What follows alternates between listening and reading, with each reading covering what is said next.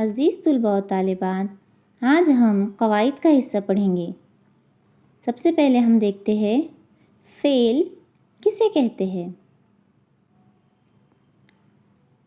جب ہم کسی کام کے کرنے یا ہونے کا ذکر کرتے ہیں تو اس کو قواعد میں فعل کہتے ہیں۔ فعل کے لحاظ سے زمانے کی 3 قسمیں ہیں۔ آئیے دیکھتے ہیں۔ زمانِ حال، زمانہ ماضی اور زمانہ مستقبل۔ آج ہم قواعد کے حصے میں زمانہ ماضی کا مطالعہ کریں گے۔ سب سے پہلے دیکھتے ہیں زمانہ ماضی کسے کہتے ہیں۔ ایسا جملہ جس میں فعل کا تعلق گزرے ہوئے زمانے سے ہو اسے زمانہ ماضی کہتے ہیں۔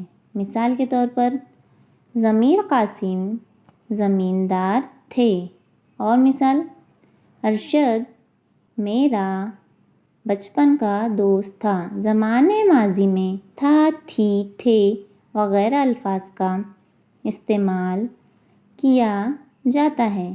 زمانہ ماضی کی اقسام: زمانہ ماضی مطلق، زمانہ ماضی بعید اور زمانہ ماضی استمراری۔ سب سے پہلے ہم دیکھتے ہیں زمانہ ماضی مطلق کسے کہتے ہیں۔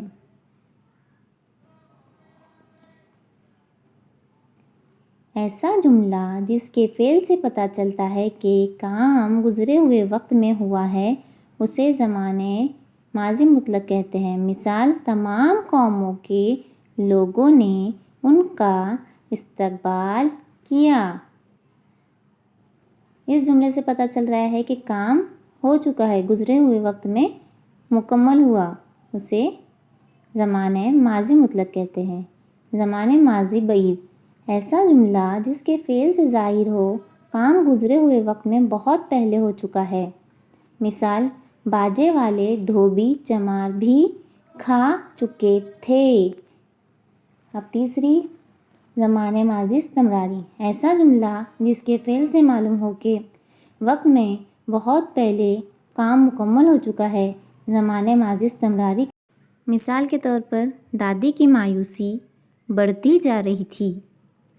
اس طرح زمانہ ماضی کی 3 قسمیں ہیں: زمانہ ماضی مطلق، زمانہ ماضی بعید اور زمانہ ماضی استمراری۔